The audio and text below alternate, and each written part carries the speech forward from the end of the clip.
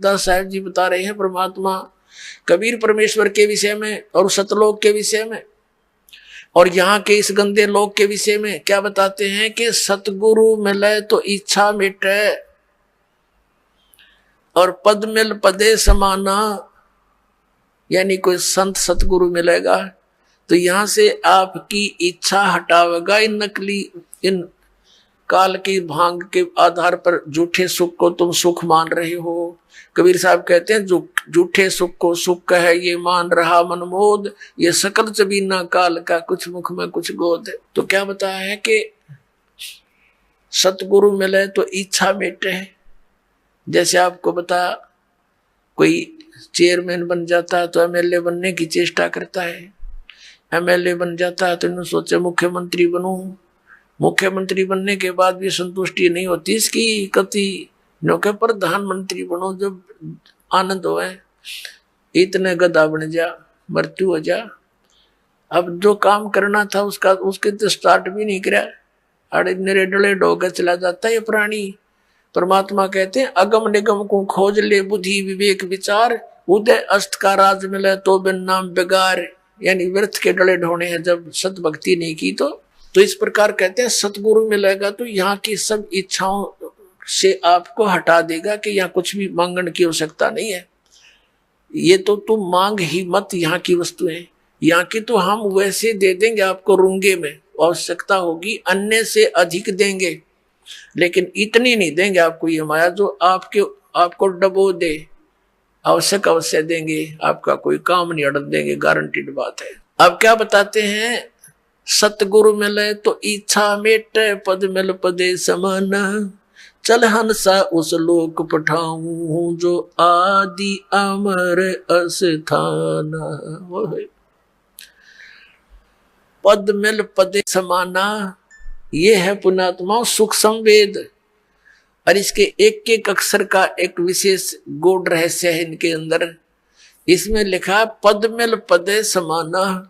गीता जी अध्याय नंबर 15 के श्लोक नंबर 4 में कहा कि जब तत्वदर्शी संत मिल जाए उसके पश्चात परमेश्वर के उस परम पद की खोज करनी चाहिए जहां जाने के बाद साधक फिर लौटकर कभी संसार में नहीं आते। एक पद का अर्थ है वे ऑफ वर्शिप, यानी पूजा की पद्धति, और दूसरे पद का अर्थ है जहां जाने के बाद लौटकर नहीं आते उस पद में आप पहुंच जाओगे। सतगुरु मिले तो इच्छा मेटे पद मिल पदे समाना।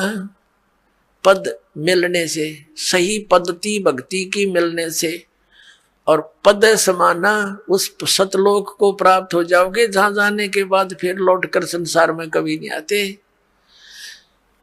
सतगुरु मिले तो इच्छा मेटे पद मिल पदे समाना, चल हंसा उस लोक पठाऊं जो आदि अमर अस्थाना। के चल मेरे बच्चे तुझे वहां ले जाऊं जो आदि अमर स्थान है, जहां जाने के बाद कभी लौट कर नहीं आता वापस आता, जहां जरा मरण नहीं है, वहां किसी चीज का अभाव नहीं है और बहुत सुंदर सृष्टि है वहां की। सब प्राणी एज इट इज है, लेकिन वहां कुत्ते गधे सूअर वाली सृष्टि नहीं है, वहां मनुष्य वाली सृष्टि सदाबहार वृक्ष है। ये नकली सतलोक के गुण गाने वाले, क्योंकि प्रकाश ही प्रकाश है, भगवान वहां है ही नहीं।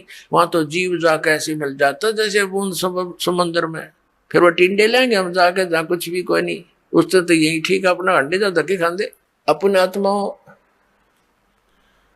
क्या बताते हैं कि चार मुक्ति जहां चंपी करती माया होरी दासी, दास गरीब अभय पद पर से वो मिले राम अविनाशी। कहते जो यहाँ की चार मुक्तियां हैं जिनको तुम यहाँ की अंतिम और सुखदायी मानते हो, ये भी स्थायी नहीं है, ये भी स्वर्ग में गए, महास्वर्ग में गए, समाप्त होते पुनः फिर नरक में और गधे कुत्ते बन गए। ये तुम्हारे हाथ नहीं रहती सदा ये चार मुक्ति, ये भी नाशवान है। और सतलोक के अंदर गए हुए प्राणी को ये सदा उपलब्ध रहेंगी, कभी नाश नहीं होता, और वो अविनाशी परमात्मा मिलेगा, परम अक्षर ब्रह्म। चार मुक्ति जहां चंपी करती, चार मुक्ति ये तेरी सेवा में रहेंगी, हाजिर खड़ी रहेंगी, ये सुख तुझे वहां सदा बना रहेगा, इसलिए सुख सागर है वो। चार मुक्ति जहां चंपी करती माया होरी दासी, दास गरीब अभय पद पर से, वो मिले राम अविनाशी। वो अविनाशी राम मिलेगा वहां आपको, और सदा सुखी रहोगे। बोलो सतगुरुदेव की जय हो। परम पिता परमात्मा सर्वशक्तिमान सर्व उत्पादक प्रभु कबीर साहिब जी, कबीर परमेश्वर जी, ये हमारे इष्ट देव हैं, ये हमारे जनक हैं, यही हमारे सर्वम है। आज का जो शुभ समागम प्रारंभ हो रहा है, ये किस उपलक्ष्य में है, ये जानकारी आप जी को देते हैं। इस शुभ समागम का प्रारंभ परमात्मा के यहाँ पृथ्वी पर प्रकट होने के उपलक्ष्य में किया जा रहा है। ये आने वाली ज्येष्ठ सुदी पूर्णमासी, ये वो शुभ दिन है जिस दिन परमात्मा सतलोक से चलकर यहाँ पृथ्वी पर हमें ज्ञान प्रदान करने के लिए, हमारे मूल ठिकाने की जानकारी कराने के लिए आए थे। पुण्यात्माओं, परमात्मा ने ही आकर हमें ज्ञान दिया है कि मनुष्य जीवन केवल परमात्मा प्राप्ति, आत्म कल्याण, शुभ कर्म करने के लिए ही प्राप्त होता है। इसका जो अन्य कर्म हम करते हैं वो अनिवार्य नहीं है इतने, क्योंकि वो तो हमारी मजबूरी है। जैसे पशु पक्षी भी विवश हैं, अपने पेट भरने के लिए सारा दिन ताक लगाए बैठे रहते हैं। बुगला सरोवर पर रहता है, मछलियों को खाता है, मछलियां भी अपने से छोटी मछलियों को खाती हैं। पशु पक्षी भी अपने आहार के लिए इधर उधर भटकते रहते हैं। ये तो हमारी मजबूरी है। एक जरूरी कार्य और है जिसका हमें ज्ञान नहीं था, और ज्ञान था तो एक औपचारिकता थी।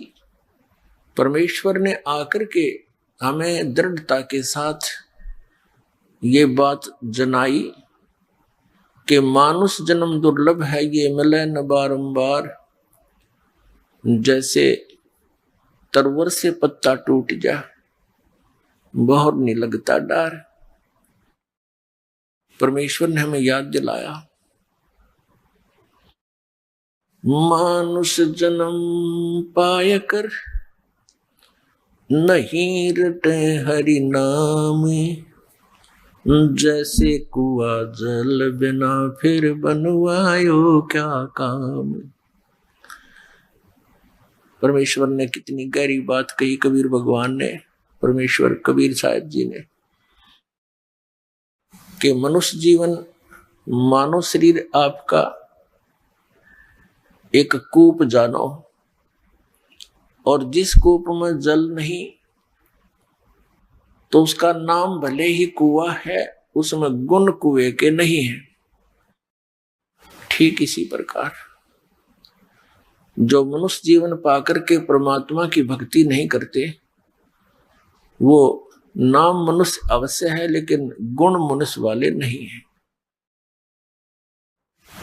उस परमेश्वर ने आकर हमें याद दिलाया कि यदि कोई श्रद्धालु किसी से प्रेरित होकर के साधना भक्ति कर भी रहा है और वो शास्त्र विरुद्ध कर रहा है, मनमुखी आचरण कर रहा है, तो भी उसका जीवन यूजलेस, व्यर्थ है। पुण्यात्माओं, इस दास का जन्म पवित्र हिंदू धर्म में हुआ। हिंदू धर्म के अंदर प्रचलित जो हमारी भक्ति विधि साधनाएं थी, उन पर हम आरूढ़ थे। पूरी श्रद्धा और विश्वास के साथ उन्हीं साधनाओं को किया करते थे जो हमारे धर्मगुरु हमें बताते रहे। और वो धर्मगुरु हमें ये भी कहते रहे कि हम तुम्हें जो ज्ञान दे रहे हैं ये सभी सदग्रंथों में प्रमाणित है, वहीं से हम आपको सुना रहे। वो पहले संस्कृत का वाक्य बोलते हैं, फिर उसका अनुवाद करते हैं। तो मान लिया था कि हमारे जो धर्म के धर्म गुरु हैं ये बड़े विद्वान और संस्कृत भाषा के प्रकांड ज्ञाता है। इन्होंने हमारे सदग्रंथों को बहुत अच्छी तरह समझा है और ये जो हमें ज्ञान दे रहे हैं ये सही है, सदग्रंथों वाला ही है। और फिर इस परंपरा को चलते लगभग 2000 वर्ष से भी ऊपर हो गया। जो भी एक दूसरे से मिलते हैं उसी, हम एक समुदाय बन गया हमारा हिंदू, तो जो भी बोलता है वही बताता है कि ब्रह्मा विष्णु महेश ये अजर अमर है। ब्रह्मा विष्णु महेश के कोई माता पिता नहीं है, स्वयंभू है। और मंदिर मूर्तियों की पूजा करना अनिवार्य है, सदग्रंथों में प्रमाण है। तो हम विद्यार्थी थे, हम तो एक डिवोटी थे, तो हमारे पूर्वजों को उन अज्ञानी धर्म गुरुओं पर अविश्वास नहीं हो पाया। अब जब परमात्मा ने हमारे ऊपर मेहर बख्शी कि तुम शिक्षित बनो, परमात्मा ने हमें शिक्षित बनाया। नहीं तो चौथा युग आ गया, ये शिक्षा आम समाज में नहीं थी। केवल एक ब्राह्मण वर्ग इस शिक्षा का अधिकारी था। केवल संस्कृत भाषा हमारे भारतवर्ष में थी। कुछ वर्षों उपरांत फिर ये अरबी भाषा, उर्दू भाषा भी प्रवेश कर गई समय आने पर। लेकिन पवित्र हिंदू धर्म के अंदर जो भाषा यानी विद्या मानी जाती थी, संस्कृत ही मानी जाती थी। तो संस्कृत के पढ़ने का केवल ब्राह्मण वर्ग को ही अधिकार था, अन्य नहीं पढ़ सकता था, ऐसा प्रतिबंध था पहले।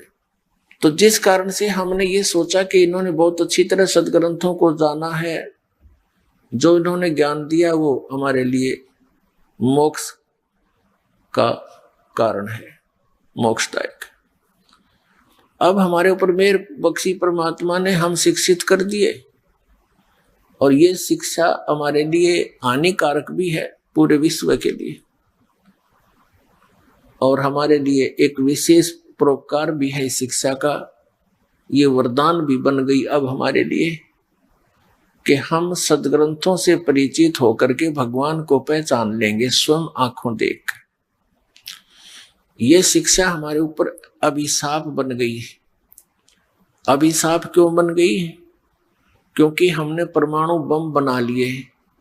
जरा सी कोई बात ऊक चूक होगी, एक परमाणु बम छोड़ दिया तो लाखों व्यक्तियों को समाप्त कर देगा। उस क्षेत्र में वर्षों तक कुछ भी नहीं होगा। ये शिक्षा की देन है। दूसरे हम चतुर बना दिए, इतने कौवे बना दिए हम, बहन भाई से दूर, भाई भाई का झगड़ा, और हम अफलातून बन गए। बनना था हमने दास। हमारे पूर्वज देखो कितने शांतिपूर्वक रहा करते थे। 2 रोटी भगवान देता, झोंपड़ियों में रहा करते थे, कच्चे पक्के मकान बना करके शांत रहते थे। उनका जो पिछला दास को ने तो बहुत देखा है, क्योंकि 61वां वर्ष चल रहा है। उससे पहले के जितने भी बुजुर्ग देखे, कितना शांत स्वभाव होता था, निष्कपट होते थे, एक दूसरे के मदद के ऊपर तत्पर रहते थे। ऐसा दुराचार व्यभिचार नहीं था जो वर्तमान में आग लगी पड़ी है पूरे मानव समाज में। तो ये शिक्षा का अभिशाप है हमारे। लेकिन ये अब वरदान बनेगी। परमात्मा ने इसका देना अनिवार्य समझा, इसलिए अब ये प्रदान की। नहीं तो पहले 4 युग हो गए, हम ऐसे अपना काम चल रहा था, ठीक है, टाइम पास ही तो करना था।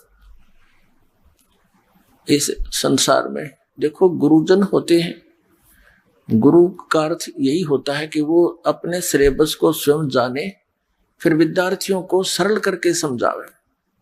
ये इन गुरुओं का काम होता है।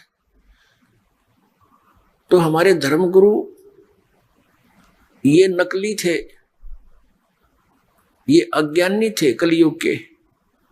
इन्होंने हमारे सदग्रंथों को समझा नहीं, अपने सिलेबस से ये परिचित नहीं थे, जिस कारण से हम विभाजित होते चले गए।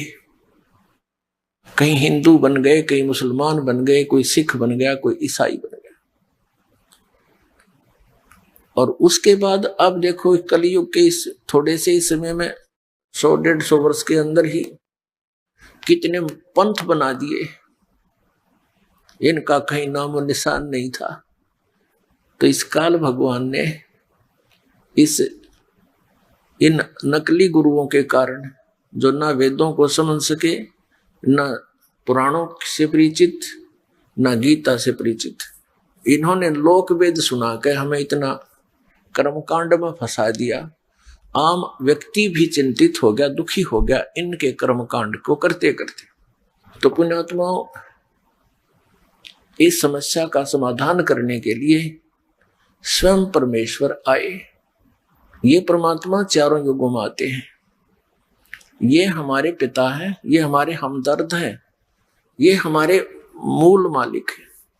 हम इनकी संतान हैं। अपनी संतान की चिंता माता पिता को ही हो सकती है।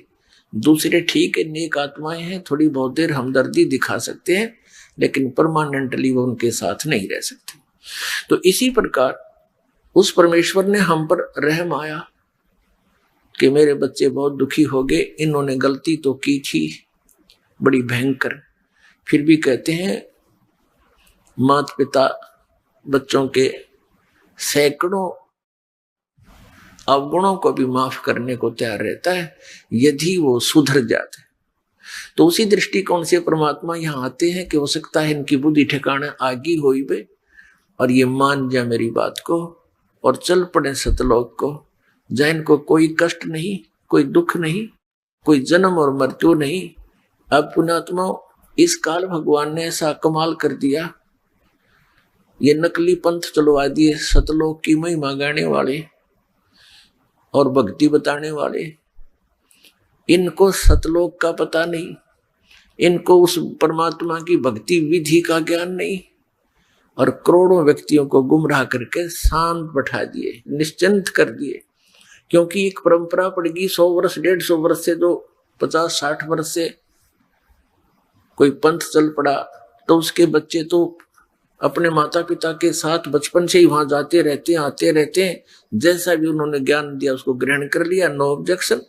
जैसा कि हम हिंदू धर्म में जन्म होने के कारण हम अपने परंपरागत साधनाओं को माता पिता के साथ जहां भी मंदिरों में जाते, तीर्थों पे जाते, हम उन्हीं को फाइनल मान लिया था और संतुष्ट थे।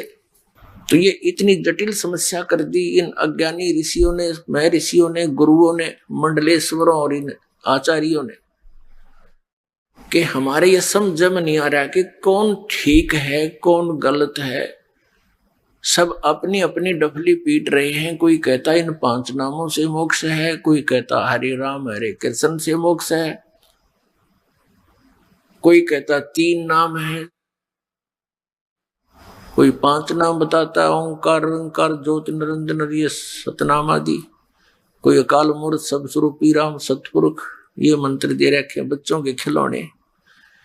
ये कई प्रमाण नहीं, किसी संत के इतिहास में नहीं जिन्होंने भगवान पाया हो, ना किसी ग्रंथ में, ना संत मते के इतिहास में। संत मता परमेश्वर कबीर साहब से चला, और ये सब संत मानते हैं, पंथ मानते हैं कि कबीर साहब से पहले संत मता नहीं था। वो 600 वर्ष पहले से संत मता, और ये 100 वर्ष पहले से चला हुआ अपना मन मता, मनमुखी साधनाएं कर रहे हैं ये लोग। तो इन सब का निवारण करने के लिए परमात्मा को स्वयं ही आना पड़ता है।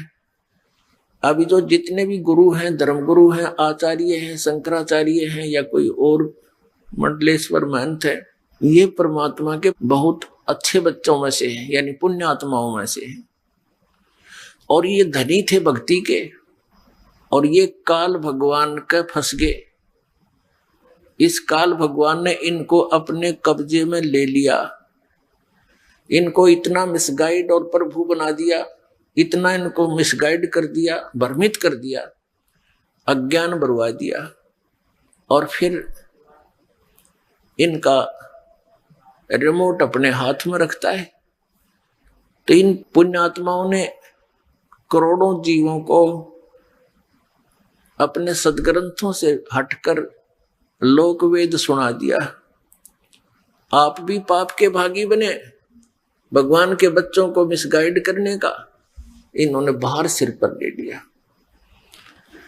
इनकी वो दुर्गति होगी, आगे चलकर देख लेना पुण्यात्मा। आप तो अभी नहीं समझ पाओगे इस अध्यात्म ज्ञान को, क्योंकि दास इस मार्ग का मास्टर है, अच्छी तरह इस सदग्रंथों को समझा है, परमात्मा ने ज्ञान दिया है, दिव्य दृष्टि यानी दास का ज्ञान योग खोला है।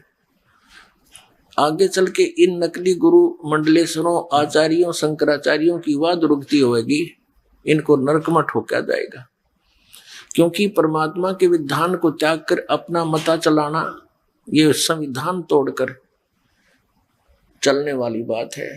तो संविधान का उल्लंघन करने वाला वो पाप का भागी और दंड का अधिकारी होता है। पुण्यात्माओं, परमेश्वर ने कहा है कि नौमण सूत उलझिया, ये ऋषि रहे झकमार, और सतगुरु ऐसा सुलझा दे, उलझे ना दूजी बार। परमात्मा ने, कबीर परमेश्वर जी कपड़ा बुना करते थे, सूत होता था एक रील धागे की, वो इतनी मोटी हुआ करती, और वो धागा यदि उलझ जाता तो उसको सुलझाना बड़ा कठिन होता था। एक तो ये ध्यान रखना पड़ता था कि ये इसमें कोई कट ना हो जा, कट लगने से फिर गांठ पड़ेगी, गांठ पड़ने से वो रेजा ठीक कपड़ा बना नहीं, और फिर उसकी कीमत नहीं मिले, वो दिहाड़ी मिले नहीं। जिस कारण से दुल्हे बहुत सावधानी से उनको सुलझा करते थे। यदि 1 किलोग्राम सूत यानी 1 सेर सूत उलझ जाता तो 2-3 दिन लग जाते थे उसको सुलझाने में, तो उनकी 2-3 दिन की झाड़ी व्यर्थ जाती थी। और परमात्मा कहते हैं कि ये तो 9 मन सूत उलझा दिया, 1 मन में 40 सेर, 40 किलोग्राम। कहते इतना सूत उलझा दिया, यो अध्यात्म मार्ग का 9 मन सूत उलझिया, ये ऋषि रहे झकमार, और सतगुरु ऐसा सुलझा दे, उलझे ना दूजी बार। अब परमात्मा कबीर परमेश्वर जी वो ही लीला करने आते हैं, एक तत्वदर्शी संत की, एक सतगुरु की। पुण्यात्माओं, ये अध्यात्म मार्ग है। आप इस अध्यात्म मार्ग के विद्यार्थी हो, आप स्टूडेंट हो, ये दास टीचर है। और जिन टीचर्स के पास, जिन अध्यापकों के पास आप पढ़कर आए हो, वो अध्यापक नहीं थे, आपको कति अज्ञान से भर दिया। अब एक तो दया करना इस दास पे कि जो दास बोल रहा है उस बात को हृदय में समा लेना। समय बहुत थोड़ा है। परमात्मा कहते हैं कलयुग में जीवन थोड़ा है, भाई कर ले बेग संभार, यानी जल्दी संभल जा। और योग साधना या हठ योग और कान बंद करके कहते ये नहीं बने, केवल नाम आधार। आप जी ने जो ज्ञान सुना हुआ है वो बिल्कुल व्यर्थ है, उससे आप रंगे हुए। तो अब दास चाहता कि आपको ABC से शुरू करेगा, क्योंकि एक सामूहिक एक शिक्षा स्थल है ये। इसमें प्रथम कक्षा के बच्चे भी आते हैं, प्रथम बार श्रोता भी आते हैं, और वो बच्चे भी, वो भी भक्त होते हैं जो बहुत दिनों से लगे हुए हैं। तो ये एक ऐसा सत्संग किया जाता है जो सबके लिए सामूहिक असर करेगा। पहले वालों को भी ज्ञान बताया जाएगा, और जो पुराने बच्चे हैं, भक्त हैं, बहन बेटी हैं, उनको भी इसी के माध्यम से संदेश दिया जाएगा परमेश्वर का। तो परमात्मा ने आकर के हमें क्या ज्ञान दिया, वो स्वयं आते हैं, एक तत्वदर्शी संत की भूमिका करते हैं। अपने आत्माओं, हमारे पुरातन ग्रंथ हैं, पवित्र चारों वेद, पवित्र श्रीमद् भगवत गीता, पवित्र 18 पुराण और महाभारत आदि,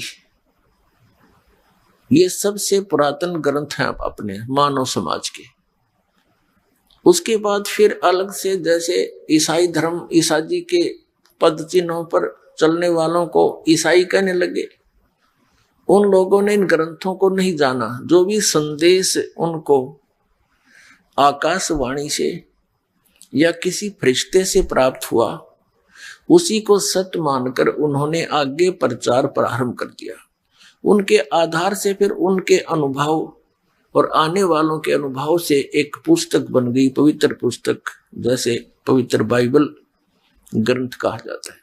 और इसी प्रकार मुसलमान धर्म का जो ग्रंथ है कुरान शरीफ, ये भी हजरत मोहम्मद जी को, जो मुसलमान धर्म का प्रवर्तक माना जाता है, इनको जैसे कोई फरिश्ता आया, उसने ज्ञान सुनाया, आकाशवाणी हुई, या कुछ वे बोलते थे, वे आती हैं। वे कैसे आती हैं? जैसे कोई हजरत मोहम्मद कपड़ा ओढ़ कर लेट जाते थे और अंदर से फिर उसके शरीर से कोई आवाज आती थी, वो लिपिबद्ध की जाती थी, उसको वे बोलते।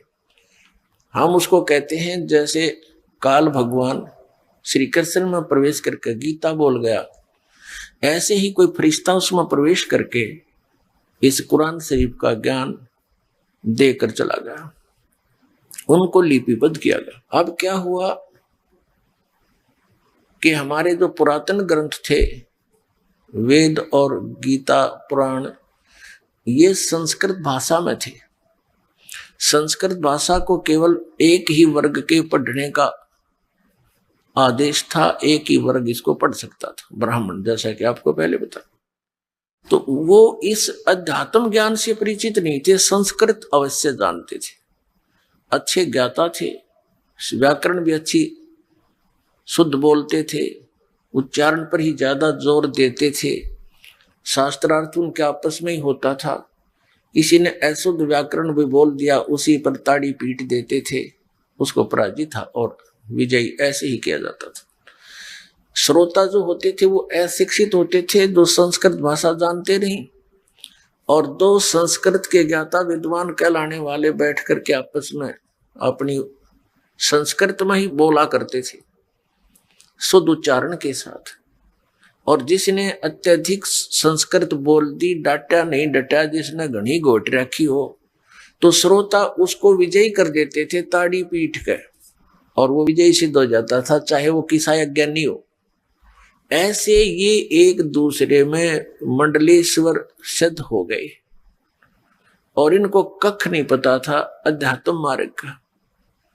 तो आज दया करी भगवान ने, प्रथम तो ये रजा करी कि हमें शिक्षा दी, जो कि ना देनी चाहिए थी वो भी देनी पड़ी हमारे को इस नरक से निकालने के लिए। अब जैसे बाल्टी निकालनी होती है कुएं से पानी, तो रस्से के बांध कर उसको कुएं में पटका जाता है, उसको डबोया जाता है पहले और फिर खींचा जाता है तो कुछ जल लेकर आए। तो ऐसे हमें परमात्मा ने इसमें डबोया, इस शिक्षा के अंदर, और फिर इससे ये अनमोल रत्न निकाल कर हमारे सामने रख दिया।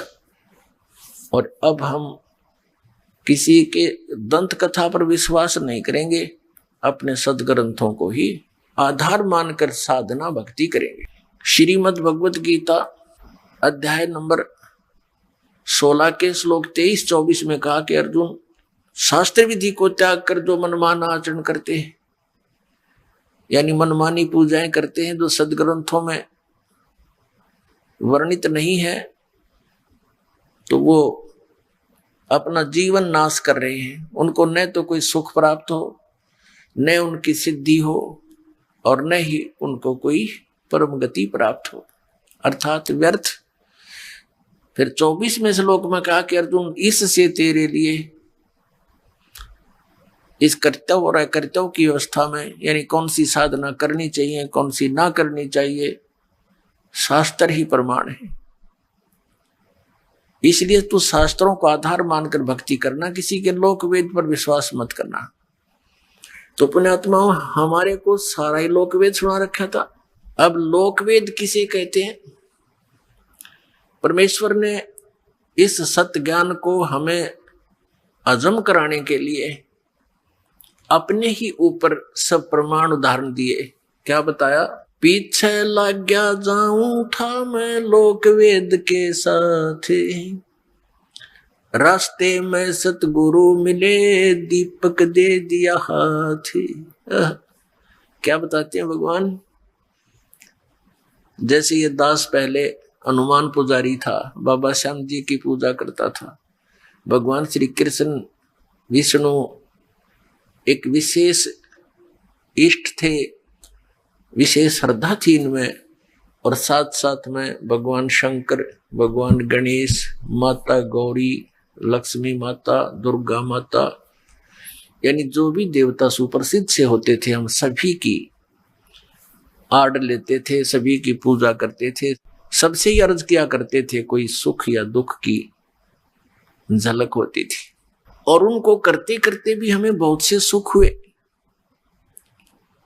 जैसे बच्चा पढ़ता है, शिक्षा में सफल हुआ, परीक्षा में सफल हुआ, तो अपने हनुमान जी की जय हो, बाबा श्याम जी की जय हो, भगवान कृष्ण ने बड़ी दया करी, ये तो संकट मोचन ही है हनुमान जी, तो भगवान कृष्ण जी ने ऐसे दया कर दी। तो हम बच्चे थे, जैसा भी यही हमें बहुत था कि हमारे इन भगवानों ने हमें पास कर दिया, सफल किया।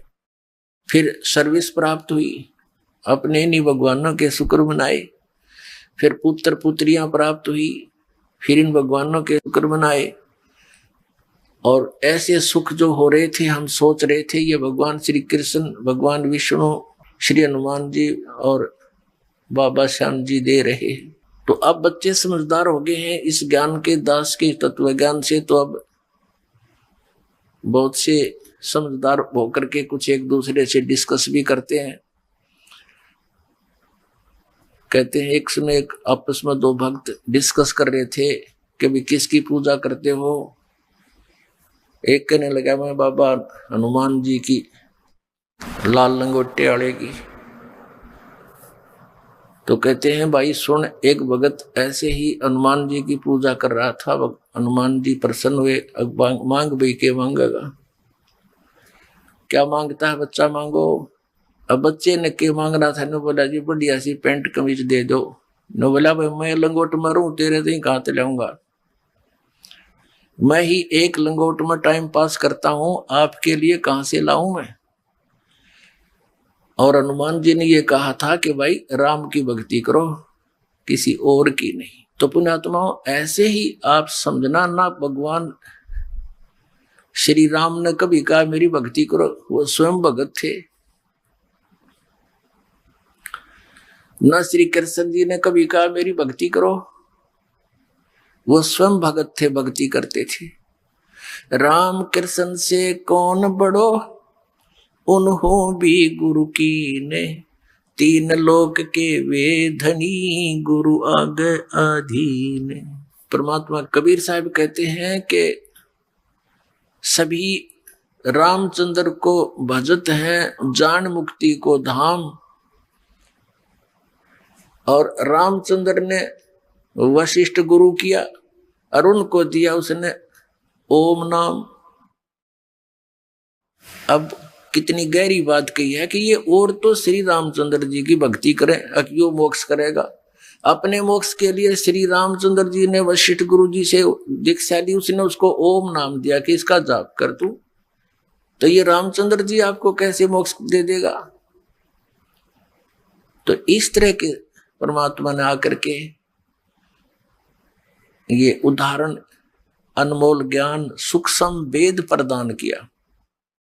परमेश्वर ने जो अपने मुख कमल से ज्ञान कहा, स्वयं आकर के उसको सूक्ष्म वेद बोलते हैं, उसको पांचवा वेद कहते हैं, उसको सच्चिदानंद घन ब्रह्म की वाणी कहते हैं। तो पुण्यात्माओं, जो प्रसंग चल रहा है कि परमात्मा ने कहा कि पीछे लग गया जाऊं था लोक वेद के साथ, रास्ते में सतगुरु मिल गए, ये दीपक दे दिया हाथ। अब अंधेरे में जा रहे थे, दिशा मिली नहीं, क्योंकि हम भक्ति के सफर के हम यात्री हैं, और हम जिस भक्ति वाले सफर पर चल रहे थे, आगे चलकर हम जैसे भी साधनाएं कर रहे थे, आगे चलकर परमात्मा यानी सतगुरु मिल गए। उन्होंने हमें तत्व ज्ञान रूपी दीपक दे दिया। इस तत्व ज्ञान रूपी दीपक की रोशनी में हमें पता चला कि हमारी दिशा गलत है, और जिन भगवानों को हम अजरो अमर मानकर और मुक्ति का धाम मान के, मोक्षदायक मानकर, संकट निवारण करने वाले मानकर हम इन पर आश्रित थे, वो हमारी आंखें खुल गई। अब जैसे श्रीमद् भगवत गीता अध्याय नंबर 2 के श्लोक नंबर 46 में कहा कि अर्जुन, बहुत बड़े जलाशय की प्राप्ति के उपरांत एक छोटे जलाशय में जैसी आस्था रह जाती है, ठीक उसी प्रकार उस पूर्ण परमात्मा के गुणों से, उसके तत्व ज्ञान से परिचित होने के बाद अन्य ज्ञानों में, अन्य भगवान देवताओं में ऐसी आस्था आपकी रह जाएगी। कैसे रहेगी? कि जैसे एक छोटा सा तालाब होता है, जलाशय, एक वर्ष वर्षा ना हो तो वो सूख जाता है, उस पर आश्रित प्राणी भी उसका संकट का सामना करते हैं और वहां पर तड़फ तड़फ कर मर जाते हैं। और एक इतना बड़ा सरोवर हो, इतनी बड़ी झील हो, 10 वर्ष भी वर्षा ना हो तो भी उसका जल समाप्त नहीं हो, और वो मिल जाए उन प्राणियों को। एक बहुत पुराने समय की जब ये गीता बोलेगी, उस समय पूरा ही मानव समाज इन सरोवरों पर आधारित था, तालाबों पर आधारित था। इतना गंद नहीं था जो अब है। घास फूस बहुत होता था, जलाशय बहुत बड़े बड़े होते थे, कुछ छोटे भी होते थे, तो आसपास वर्षा होती थी, जड़ी बूटियों पर वर्षा हुआ जल उसके अंदर आकर के मिल जाता था, और वो 1 वर्ष तक, और बड़ी झील होती तो कई वर्षों तक वो खराब नहीं होता था। तो उसी में स्नान भी करते थे, उसी से जल भी पीते थे, और छोटी मोटी कोई बगीची वगैरह भी लगाते थे, तो उसी से ही सिंचाई वो करते थे। तो ऐसे वो अपना निर्वाह करते थे, झोंपड़ियां डालकर उसके आसपास रहा करते थे। तो कहने का भाव ये है कि हमने जब ये तत्व ज्ञान हुआ और फिर आप जी के समक्ष ये डंडोरा पीट दिया, तो उस समय हम छोटे जलाशयों पर आश्रित थे। श्री ब्रह्मा जी, श्री विष्णु जी, श्री शिव जी।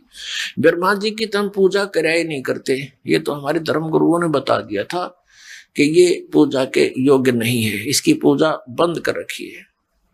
दुर्गा जी ने, शक्ति ने इसको श्राप दे दिया था, तेरी पूजा जग में नहीं होगी। फिर ये 2 भगवान शेष बचे, भगवान विष्णु और शंकर जी, इनकी पूजाएं हम करते थे। तो ये भगवान बुरे नहीं है, लेकिन ये हमारे लिए सफिशिएंट नहीं, पर्याप्त नहीं है। जैसे उस जलाशय का, छोटे जलाशय का जल वो बुरा नहीं था, लेकिन वो पर्याप्त नहीं था, उसमें कभी भी आपत्ति का सामना करना पड़ सकता था। वो स्वयं भी सूख जाता है और उसके आश्रित भी तड़प तड़प कर भुगत कर मर जाते हैं। तो इसलिए वो बुरे नहीं थे। और ऐसा कौन अनजान होगा जिसने बड़ी लेक मिल जा और फिर जोड़ पर बैठा रहे उस तालाब पर, पता नहीं कब वर्षा ना हो तो समाप्त हो जाए। ऐसा अनजान कोई नहीं होगा। तो परमात्मा ने कहा है कि पीछे लग गया जाऊं था मैं लोक वेद के साथ, रास्ते में सतगुरु मिल गए, दीपक दे दिया हाथ। अब जैसे ये इस एक छोटे जलाशय को, जिसमें 1 वर्ष के बाद वर्षा ना होने से वो सूख जाए उसका जल, और उसको कोई ये बता रहा है कि ये तो 100 वर्ष भी नहीं सूखा है, ये कभी सूखता ही नहीं, ऐसी कोई व्याख्या कर रहा है, तो कितना, या तो वो स्वार्थी है या कोई शराबी या कति महामूर्ख। 1 वर्ष वर्षा ना हो उस सूखने वाले जलाशय को कोई ये कहे कि 100 वर्ष वर्षा ना हो तो बिना सूखते, ये तो ऐसा जलाशय है। तो ये इस 3 टाइप का व्यक्ति हो सकता है, या तो कति अज्ञानी, या कहीं कोई भांग पी रहा है, या कोई बकवादी है, स्वार्थी है कि यहीं पड़े रहे, तेरी दुकान चलती रहे। तो पुण्यात्मा, हमारे धर्म गुरुओं ने हमारे साथ ऐसा कर रखा था, पवित्र हिंदू धर्म के इन आचार्यों और शंकराचार्यों। पुण्यात्मा, हम भक्ति मार्ग से दूर हो गए और आपस में हम ऐसे लड़ते रहे जैसे हिंदू और मुसलमानों का आपस में झगड़ा कराना हमारे धर्म गुरुओं का, दोनों धर्म गुरुओं का, हिंदुओं का और मुसलमानों का कर्तव्य बन गया था। जरा सी कोई बात कह दे सच्चाई तो उसको मार दो, काट दो, हमारे धर्म की बेइज्जती कर दी। ये शिक्षा दे रखी हमारे, तो आपस में कट मरना, लड़ मरना। पहले बात को सुने, समझे, तय तक जावे, जब फैसला ले। तो ऐसा हमारा इन्होंने अंडोला बना रखा था। तो अपने आत्मा थोड़ा समझना पड़ेगा, गहराई से सोचना पड़ेगा। तो यहां ब्राह्मण शब्द का अर्थ किसी जाति विशेष से नहीं है। ब्राह्मण वही है, जैसे अब परंपरागत तरीके से हम देखें तो पंडित यानी ब्राह्मण उसको कहते हैं जिसने किसी एक विषय में कोई उसका जो सफलता प्राप्त कर रखी हो, उसको पंडित बोलते हैं। जैसे शास्त्री कहते हैं, पहले पंडित की उपाधि प्राप्त करने वाला एक विषय का आचार्य होता था। वो 2 का भी हो सकता था, 3 विषयों पर भी वो पंडित हो सकता है। पंडित माने विद्वान व्यक्ति।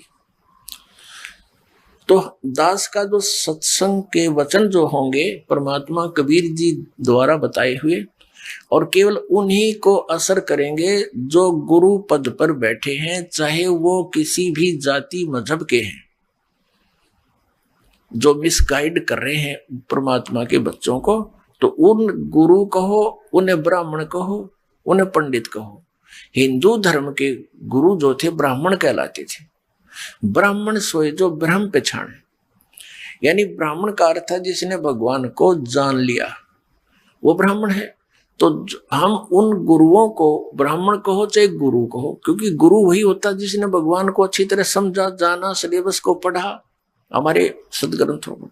तो दास का उद्देश्य उन ब्राह्मणों से नहीं है जैसे कोई वैद था और बहुत बड़ा अच्छा मास्टर था अपने जॉब का, नब्ज पकड़ता था, बीमारी जान लेता था, औषधि देता था, स्वस्थ हो जाते थे। तो इतना प्रसिद्ध हो गया, फिर उनकी 1-2 पीढ़ी भी थोड़ा बहुत कार्य, 1-2 बच्चा उस वैद के कार्य को करता रहा। तो उन सभी उनके वंशजों को, आने वाली पीढ़ियों के सभी बच्चों को ये कहने लगे ये वैद है, और वो भी फिर अपने आप को वैद कहने लगे। एक सरनेम सा बन गया।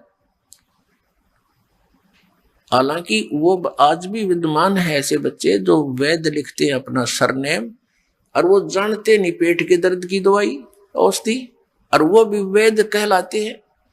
तो यदि कोई डॉक्टर वैद और वैद की दवाई के विषय में ही बोलता है कि उस वैद की औषधि ठीक नहीं है, वो हानिकारक है, तो वो उन वैदों पर असर नहीं हो रही जो केवल परंपरागत वैद कहलाते हैं। लेकिन जो औषधि दे रहा है और अब भी वैद का काम कर रहा है, उनसे संबंधित है ये बात।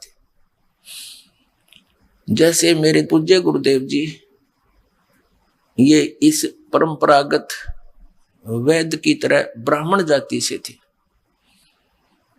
लेकिन वो कभी अपने आप को पंडित ब्राह्मण नहीं कहते थे। कहता मेरा जन्म ब्राह्मण वर्ण में है, लेकिन मैं पंडित नहीं, ब्राह्मण नहीं हूं। जैसे कोई वैद की दृष्टांत से आप अच्छी तरह समझ गए होंगे कि कोई व्यक्ति डॉक्टर की कोई भी औषधि नहीं जानता है और 2-4 गोली याद कर ली टेबलेट के नाम, तो वैद नहीं बन जाता वो। तो उसने कोई कहा वैद जी आप वैद हैं? हाँ जी, तो मुझे कुछ दवाई दे दो। वो कहेगा नहीं, मैं वो वैद को नहीं जैसा तू समझ रहा है। तो यही बात हमारे पूज्य गुरुदेव जी कहा करते थे कि मैं वो ब्राह्मण ना हूं जैसा तुम जब समझते हो, मैं संत हूं। और मेरे दादा गुरु जी थे, वो जाट जाति में जन्मे थे, गांव छावला, दिल्ली के अंदर नजफगढ़ के पास एक गांव है छावला, वहां के जाट थे। और हमारे परदादा गुरु जी गरीबदास जी के पंथ के संत थे। और वो 16 वर्ष की आयु में ही गांव से बाहर का बाहर खेतों से ही उसकी बातों से प्रभावित होकर उसके साथ चला गया था।